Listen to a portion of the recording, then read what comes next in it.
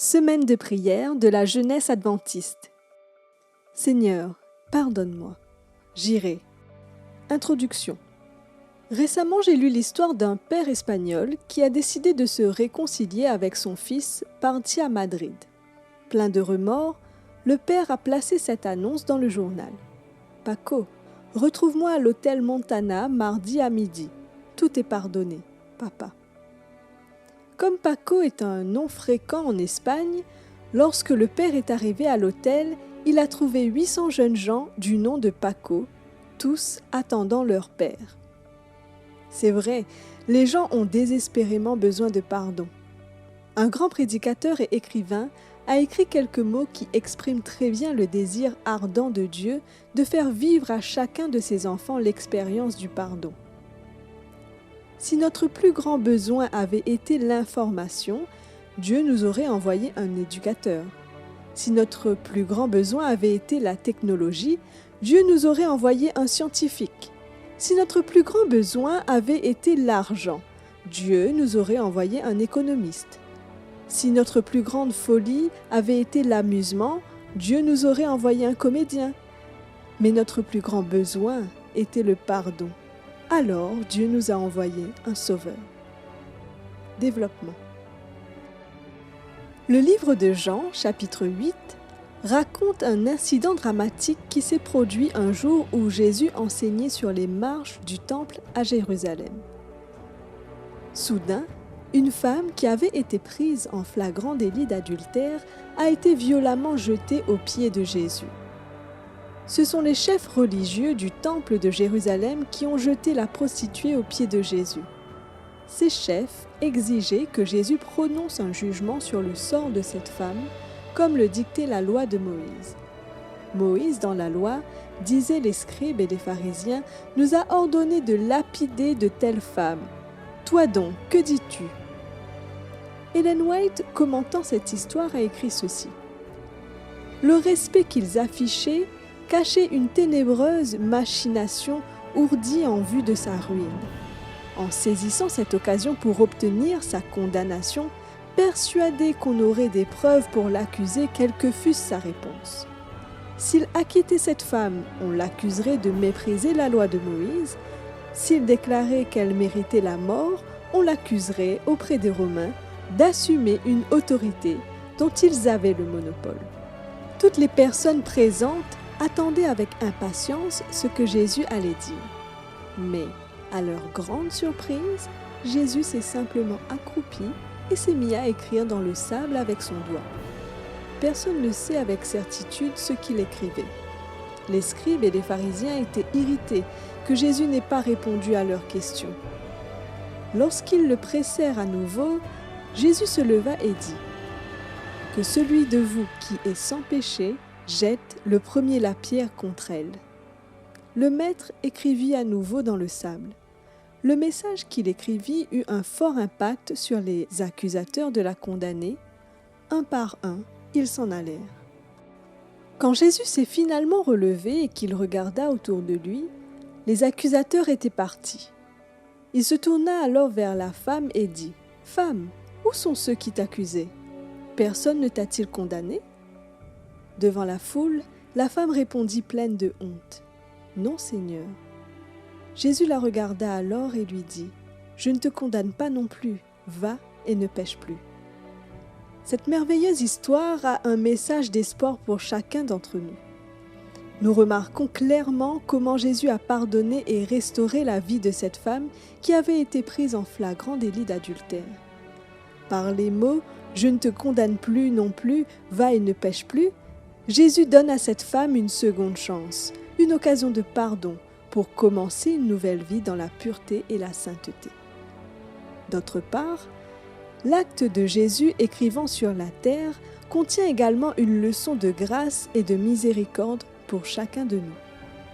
Il est très intéressant de noter qu'à 2 reprises, Dieu a écrit avec son doigt, sur des tablettes de pierre et sur la surface d'un mur. Sur les tables de pierre, Dieu a écrit sa loi, qui est éternelle, et sur la face d'un mur, Dieu a écrit la sentence de mort contre un roi méchant nommé Belchazzar. Nous pouvons alors conclure que Dieu écrit dans la pierre ce qu'il entend rester pour toujours, ce qui est éternel et irrévocable. Nous nous demandons alors, qu'est-ce que Dieu écrit sur le sol ? Nous pouvons conclure que sur le sol, Dieu écrit ce qu'il veut effacer, car le vent et la pluie, le temps, est capable d'effacer à jamais tout ce qui est écrit sur la terre. L'acte de Jésus d'écrire sur la terre a montré à ses accusateurs qu'il offrait à cette femme honteuse le pardon, la restauration et une seconde chance de recommencer à zéro. J'ai entendu une fois l'histoire d'un pasteur qui, jeune homme, avait commis ce qu'il estimait être un grave péché, et bien qu'il ait demandé à Dieu de lui pardonner, il a traîné le fardeau de ce péché avec lui toute sa vie. Il n'était pas sûr que Dieu lui avait vraiment pardonné. Un jour, on lui a parlé d'une femme âgée qui avait des visions. Il a entendu dire que pendant ces visions, elle avait de fréquentes conversations avec le Seigneur.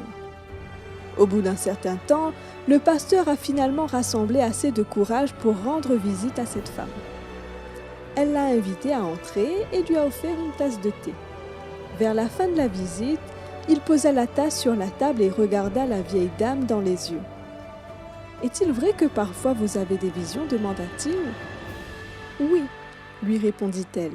« Est-il également vrai que pendant ces visions, vous parlez souvent au Seigneur ?» ?»« Oui, » répondit-elle à nouveau. « Eh bien, la prochaine fois que vous aurez des visions et que vous parlerez au Seigneur, pourriez-vous lui demander quelque chose pour moi ?» La femme a regardé le pasteur avec un peu de curiosité. On ne lui avait jamais demandé cela auparavant.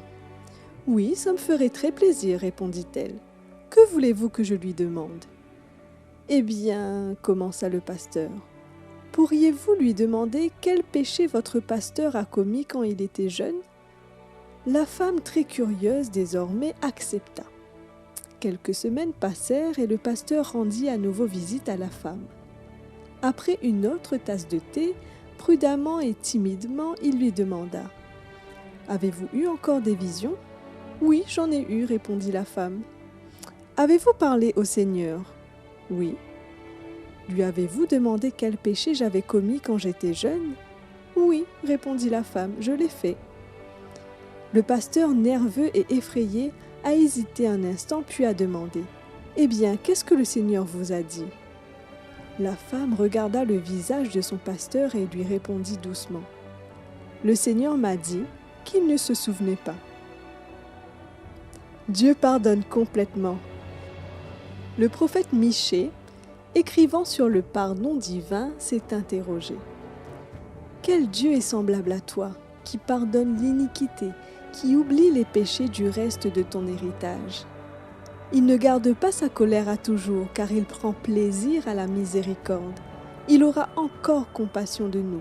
Il mettra sous ses pieds nos iniquités. Tu jetteras au fond de la mer tous leurs péchés. » Laissez-moi vous dire que le même Jésus qui a étendu sa miséricorde à ce pasteur troublé et à cette femme honteuse, aujourd'hui vous tend la main et vous dit « Je ne vous condamne pas non plus. Va et ne pêche plus. » Le pardon divin est à votre disposition à ces moments précis.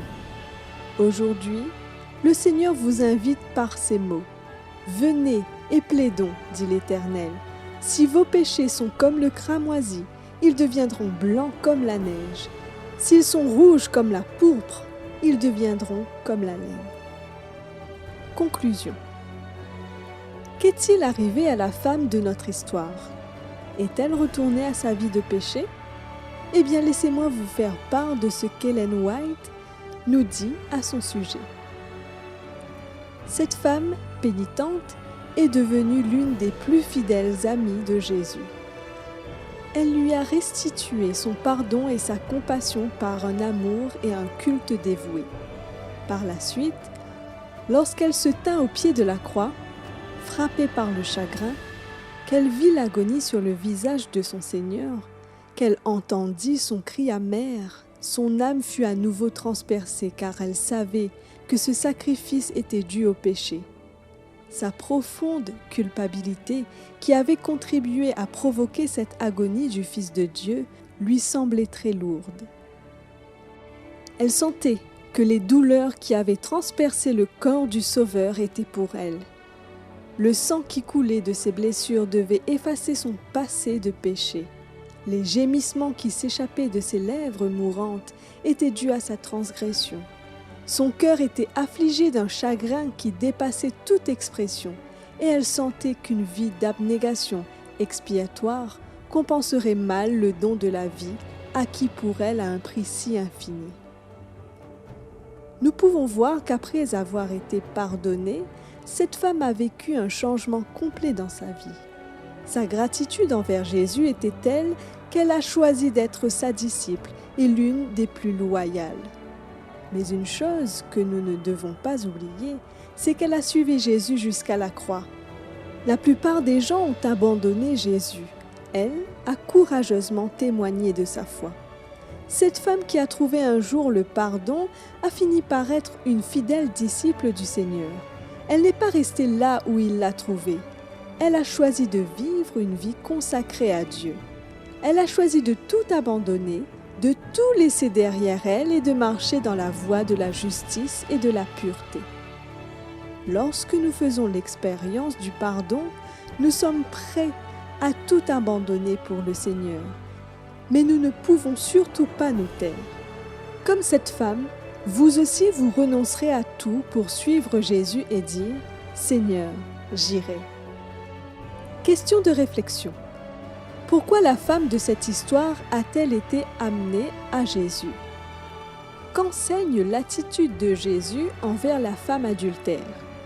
Existe-t-il dans ton passé un péché qui, bien que confessé et pardonné, continue à te condamner? Pourquoi refuses-tu de te défaire de ta culpabilité? Que se passe-t-il dans la vie de ceux qui vivent l'expérience du pardon divin?